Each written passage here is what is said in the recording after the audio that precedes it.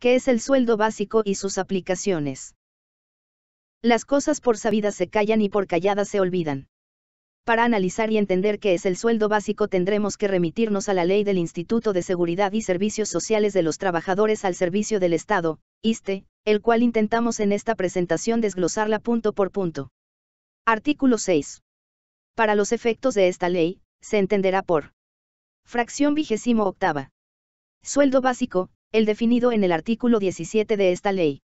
Artículo 12. Las dependencias o entidades deberán enterar al Instituto las cuotas y aportaciones tomando como sueldo básico mínimo el límite inferior previsto en el artículo 17 de esta ley, aun en el caso de trabajadores que tengan un ingreso inferior a dicho límite. Es decir, el sector medio ambiente federal así como el resto de las dependencias federales, tienen por obligación notificar al ISSSTE el sueldo básico de cada trabajador que cotice al instituto. Título segundo. Del régimen obligatorio. Capítulo primero. Sueldos, cuotas y aportaciones. Artículo 17. El sueldo básico que se tomará en cuenta para los efectos de esta ley, será el sueldo del tabulador regional que para cada puesto se haya señalado. Las cuotas y aportaciones establecidas en esta ley se efectuarán sobre el sueldo básico, estableciéndose como límite inferior un salario mínimo y como límite superior, el equivalente a 10 veces dicho salario mínimo. Será el propio sueldo básico, hasta el límite superior equivalente a 10 veces el salario mínimo del Distrito Federal, el que se tomará en cuenta para determinar el monto de los beneficios en los seguros de riesgos del trabajo e invalidez y vida establecidos por esta ley. Las dependencias y entidades deberán informar al Instituto anualmente, en el mes de enero de cada año, los conceptos de pago sujetos a las cuotas y aportaciones que esta ley prevé. De igual manera deberán comunicar al Instituto cualquier modificación de los conceptos de pago, dentro del mes siguiente a que haya ocurrido dicha modificación. Artículo 18. Los trabajadores que desempeñen 2 o más empleos en las dependencias o entidades cubrirán sus cuotas sobre la totalidad de los sueldos básicos que correspondan, mismos que se tomarán en cuenta para fijar las pensiones y demás beneficios de los seguros de riesgos del trabajo e invalidez y vida. ¿Cómo calcula el salario básico las autoridades administrativas del sector medio ambiente? Sueldo base o sueldo tabular. 107 OI, 010. Más. Quinquenio. 1A, número de quinquenio, OI, 002, más.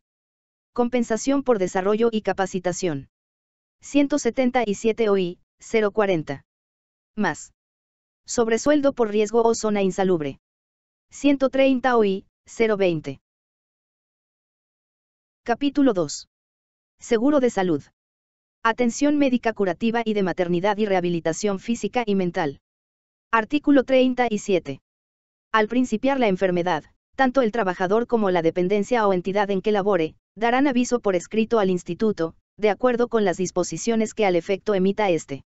Párrafo octavo. Si al vencer la licencia con medio sueldo continúa la imposibilidad del trabajador para desempeñar su labor, se concederá al trabajador licencia sin goce de sueldo mientras dure la incapacidad, hasta por 52 semanas contadas desde que se inició esta, o a partir de que se expida la primera licencia médica. Durante la licencia sin goce de sueldo el Instituto, con cargo a la reserva correspondiente del seguro de salud, cubrirá al trabajador un subsidio en dinero equivalente al 50% del sueldo básico que percibía el trabajador al ocurrir la incapacidad. Sección quinta. Régimen financiero.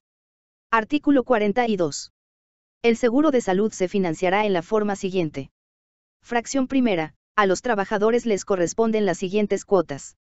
Inciso A. Una cuota de 2.75% del sueldo básico para financiar al seguro de salud de los trabajadores en activo y familiares derechohabientes, y inciso B. Una cuota de 0.625% del sueldo básico para financiar al seguro de salud de los pensionados y familiares derechohabientes. Fracción segunda. A las dependencias y entidades les corresponden las siguientes aportaciones.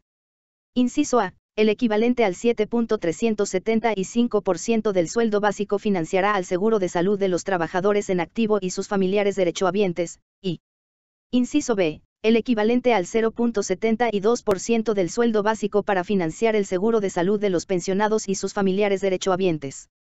Capítulo 4. De las pensiones. Artículo 45.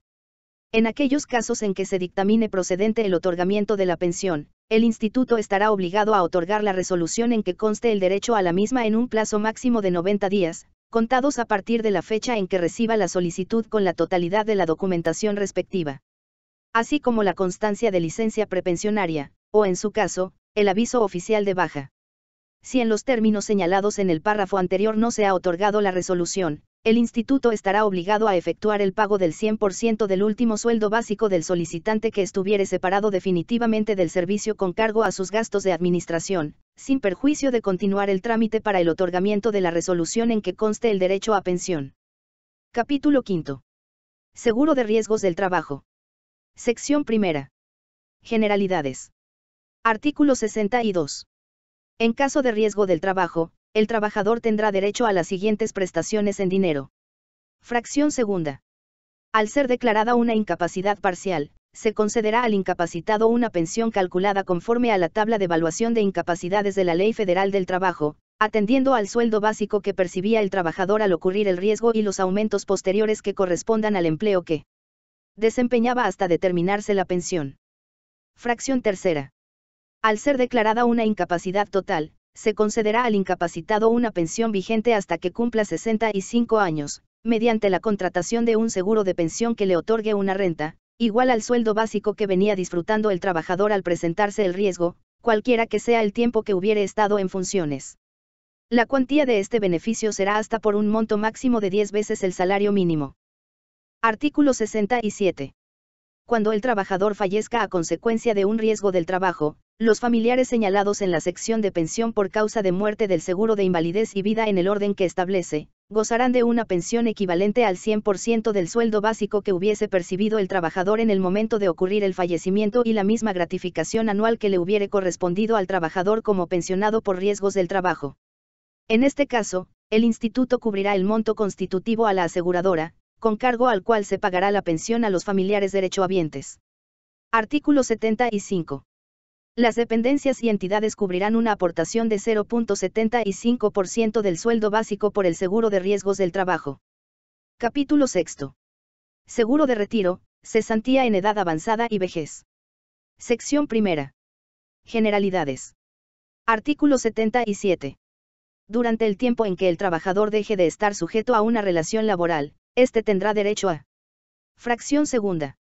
Retirar de su subcuenta de retiro, cesantía en edad avanzada y vejez, la cantidad que resulte menor entre 75 días de su propio sueldo básico de los últimos 5 años, o el 10% del saldo de la propia subcuenta, a partir del 46º día natural contado desde el día en que quedó desempleado. Sección quinta. De la cuenta individual. Artículo 99. Las dependencias y entidades serán responsables de los daños y perjuicios que se causaren al trabajador o a sus familiares derechohabientes, cuando por falta de cumplimiento de la obligación de inscribirlo al instituto o de avisar su sueldo básico o los cambios que sufriera éste, no pudieran otorgarse las prestaciones consignadas en este capítulo, o bien dichas prestaciones se vieran disminuidas en su cuantía. Sección sexta.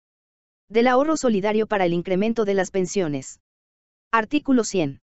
Los trabajadores podrán optar por que se les descuente hasta el 2% de su sueldo básico, para ser acreditado en la subcuenta de ahorro solidario que se abra al efecto en su cuenta individual. Las dependencias y entidades en la que presten sus servicios los trabajadores que opten por dicho descuento, estarán obligados a depositar en la referida subcuenta, 3.25 pesos por cada peso que ahorren los trabajadores con un tope máximo del 6.5% del sueldo básico. Sección séptima. Régimen financiero. Artículo 101. Las cuotas y aportaciones del seguro de retiro, cesantía en edad avanzada y vejez se recibirán y se depositarán en las respectivas subcuentas de la cuenta individual de cada trabajador, de conformidad con las disposiciones que emita la Comisión Nacional del Sistema de Ahorro para el Retiro. Artículo 102. Las cuotas y aportaciones a que se refiere este capítulo serán. Fracción primera. A los trabajadores les corresponde una cuota de 6.125% del sueldo básico. Fracción segunda. A las dependencias y entidades les corresponde una aportación de retiro de 2%, y por cesantía en edad avanzada y vejez, de 3.175% del sueldo básico, y. Fracción tercera.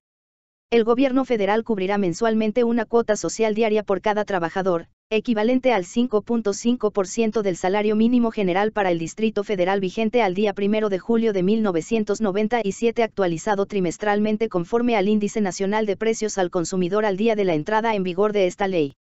La cantidad inicial que resulte, a su vez, se actualizará trimestralmente en los meses de marzo, junio, septiembre y diciembre, conforme al Índice Nacional del Precios al Consumidor.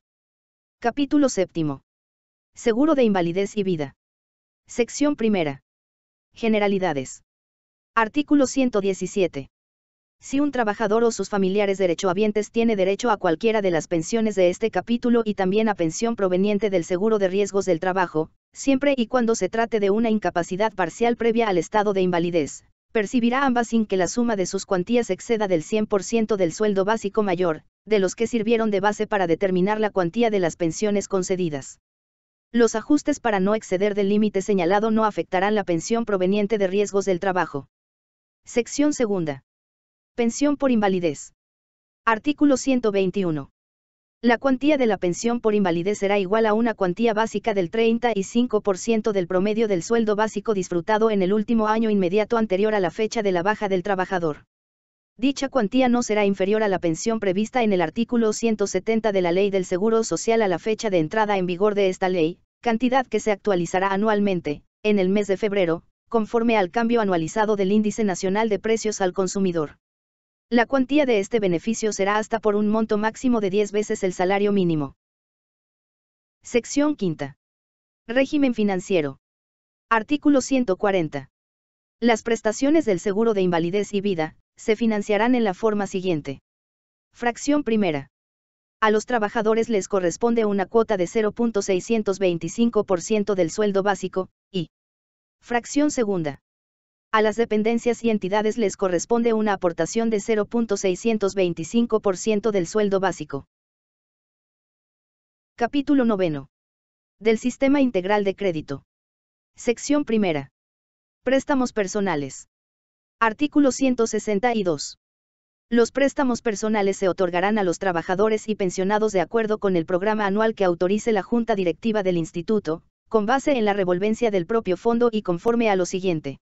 Fracción primera. Solo a quienes tengan un mínimo de 6 meses de antigüedad de incorporación total al régimen de seguridad social del Instituto. Fracción segunda. Los préstamos se otorgarán dependiendo de la disponibilidad financiera del fondo y de conformidad con las reglas que establezca la Junta Directiva del Instituto, y serán de 4 tipos, a saber. Inciso A, ordinarios. Su monto será hasta por el importe de 4 meses del sueldo básico, de acuerdo con la antigüedad de quien lo solicite. Inciso B, especiales. Su monto será hasta por el importe de 6 meses del sueldo básico, de acuerdo con la antigüedad de quien lo solicite.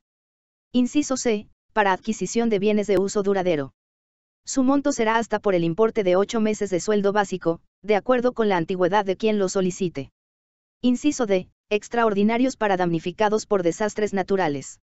Su monto será establecido por la Junta Directiva del Instituto. Sección segunda. Del crédito para vivienda. Artículo 185. El saldo de los créditos otorgados a los trabajadores a que se refiere la fracción primera del artículo 169 de esta ley se revisará cada vez que se modifiquen los salarios mínimos, incrementándose en la misma proporción en que aumente el salario mínimo. Asimismo, los créditos citados devengarán intereses sobre el saldo ajustado de los mismos a la tasa que determine la Junta Directiva. Dicha tasa no será menor del 4% anual sobre saldos insolutos. Las cantidades que se descuenten a los trabajadores con motivo de los créditos a que alude el presente artículo, no podrán exceder del 30% de su sueldo básico, sin perjuicio de lo previsto en el artículo 20 de esta ley. Los créditos se otorgarán a un plazo no mayor de 30 años. Sección tercera. Régimen financiero. Artículo 193. Las prestaciones relativas a préstamos personales se financiarán con el fondo constituido al efecto en el Instituto. Artículo 194. El Fondo de la Vivienda se constituirá con una aportación del 5% del sueldo básico. Capítulo 10. De los servicios sociales y culturales. Sección tercera. Régimen financiero. Artículo 199. Los servicios sociales y culturales se financiarán en la forma siguiente. Fracción primera. A los trabajadores les corresponde una cuota de 0.5% del sueldo básico, y fracción segunda. A las dependencias y entidades les corresponde una aportación de 0.5% del sueldo básico.